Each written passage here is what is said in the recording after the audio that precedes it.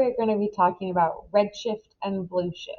This is one of those pieces of evidence that Hubble used to prove that the Big Bang was the explanation for the origin of the universe. So remember last class we talked about the Big Bang, we talked about how the universe started, we talked about the potential ends of the universe, and we said that the Big Bang theory is the universally accepted scientific theory as to how the universe formed. Theory in science means something a little bit different than maybe you are used to. In science, a theory is something that has been proven. All of the evidence supports this. So we had three big key pieces of evidence to support the Big Bang. We had, number one, the fact that there is hydrogen, helium, and lithium everywhere. Remember, these are the first three elements. Hydrogen is number one, helium is two, and lithium is three. And those elements were the only things that could form in the first couple minutes to 100,000 years after the Big Bang. And when we look out in space now, those elements are everywhere. Second, there was the fact that the universe is expanding, which Hubble proved and which we're going to look at in more detail today. And third was that cosmic microwave background, that static noise that was the universe cooling down at 2.7 Kelvin currently. So, Hubble said the universe is expanding. That's one of the key parts of the Big Bang theory. How can we prove that that is actually happening? I already said it. I already gave it away. Hubble was the guy who put this all together. This is why when we did that scavenger hunt around the school, you had to be running through the courtyard, all thanks to Edwin Hubble. He worked with some other astronomers to come up with this explanation, the Big Bang theory, and he developed what we now call Hubble's law, which says the further away an object is, the slower it is, the further away an object is, the faster it is moving, and the closer an object is, the slower it is moving. Remember last class when you did the balloons and you had a couple of dots drawn on them? The dots that started closer together stayed closer together, even though the distance between them grew. And dots that started far away ended up much farther away. That was the distance that grew the most. So things that start close are moving slowly away. Things that start far away are moving much more quickly. And that is called Hubble's law. The common example used with this is raisin bread.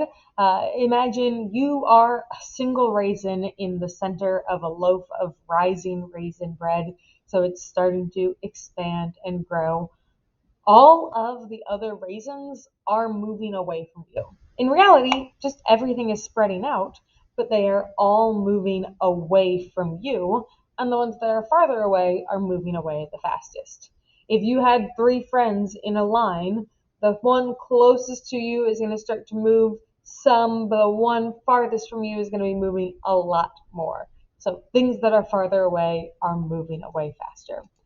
Hubble even would graph this, and he could see, looking at these different galaxies, the things that are moving the fastest, which we'll see he figured out using redshift, were also the ones that were the farthest away. Every other experiment testing this confirmed what Hubble saw. Things that start farther away move away faster.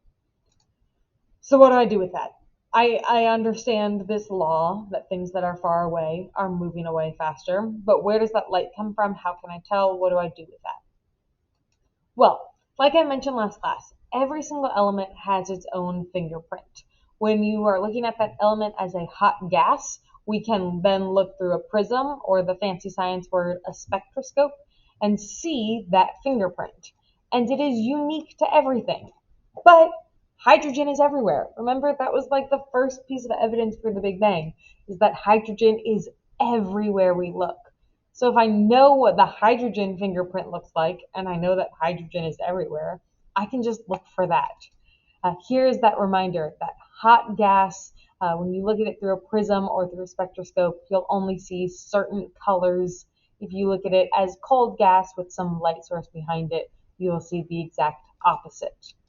So this is kind of what that looks like. The continuous spectrum is the whole rainbow, all of the different colors of visible light. But you can see each element has its own set of lines. Hydrogen has this one red line, which is really important, a blue line, a kind of indigo line, and a purple line. And so each element, anytime you look at hydrogen, you will see that is what it looks like. Anytime you look at mercury, you will see those set of lines. The key one that we're going to care about is hydrogen because it's in everything. One, it's really simple. It's only 4 lines. That's pretty easy to check. 2, hydrogen is everywhere. I cannot stress enough that hydrogen is number 1 on the periodic table and it is everywhere. So we are all about hydrogen in this class. All right, we're looking at 2 spectra. One in a lab on Earth. If I just had a tube of hydrogen gas and I look at it through a spectroscope, what does it look like here on Earth right next to me? The second one is going to be, in this case, from a supernova in space. Really, the second one is whatever other source from space you're looking at. A supernova, a galaxy, a star, a planet, anything like that. And remember, we're looking for hydrogen.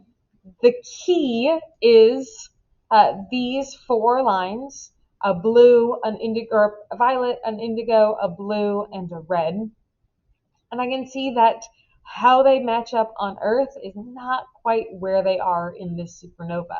I can tell that these lines look like they are the same as each other, but they are off a little bit. Something about it has shifted.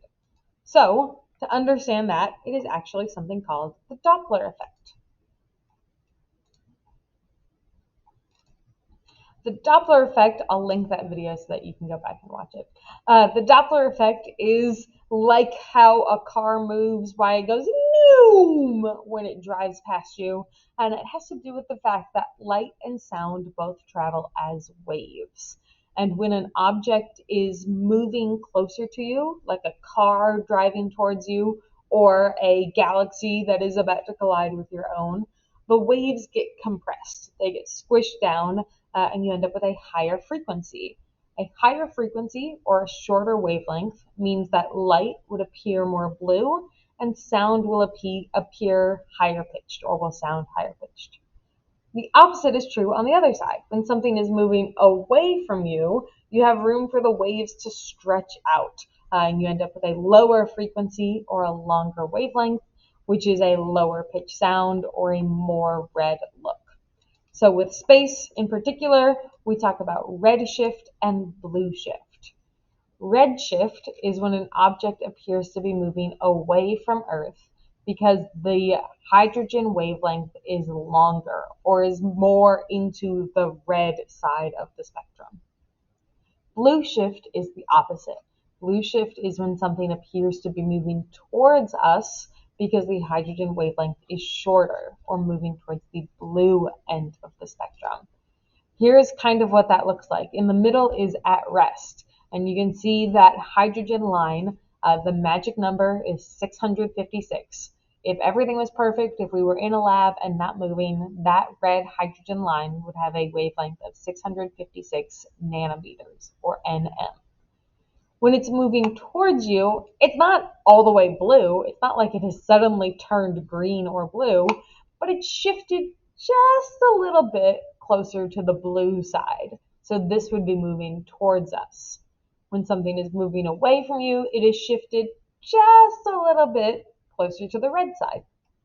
And we can use that to do some calculations and figure out exactly how fast this thing is moving. So let's do that. Let's do some practice. I look at some supernova and I can tell that the wavelength of hydrogen that I observe is 690 nanometers. That's not 656, my magic number of 656. So I want to figure out how far off am I from that. You can always use a calculator for this. I have calculators in classroom. You can use your phone calculator. You can always use a calculator for these. 690 minus 656 tells me that I am 34 nanometers away from where I am supposed to be. Next, I want to kind of think of this like a percent error. I am 34 out of 656 off That would give me a teeny tiny decimal. If I multiply it by 100, it will give me a percentage of 5.18%. So we would say that this supernova is redshifted 5.18%. If I wanted to know the speed, all I need to do is multiply the percent redshift times the speed of light. Keeping in mind, we wouldn't multiply by 5. It would be by 0.0518 because it's a percentage. We're going to switch it back into decimal form. So 0.0518 times 300,000 kilometers per second, which is the speed of light, would give me 15,540 kilometers per second. So this particular supernova in this example is moving at 15,540 kilometers per second away from us. So that is what you are going to work on today. We've got a lab where you're going to be looking at 4 different galaxies. First, just pictures of them, and then at their spectra to see if you can figure out how fast each of them are moving away and which ones are the farthest away. Like with the stations, you can work with people. You'll be in lab groups, but everybody should have their own lab paper and submit your own work with your name on the top. The lab documents are spread or should be spread throughout the room. And when you're done, go back and finish anything that you haven't finished yet. There should be, look over the Big Bang stations, look over to make sure you've submitted types of telescopes. That's what you've got. So first, you'll look at these galaxies. Here are the pictures.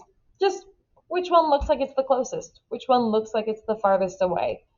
And then you will use the spectrum to determine how much it is redshifted. When you're looking at the spectrum, you are looking for where the biggest peak on the graph is. That will be your hydrogen 656 line. Because remember, hydrogen is everywhere. So we're going to have a really big spike where there is hydrogen. So you're trying to figure out what the wavelength is of that really tall peak. And that's what we're working on today. Email me or ask Mr. McLenar or Mr. Taylor if you have any questions. Bye-bye.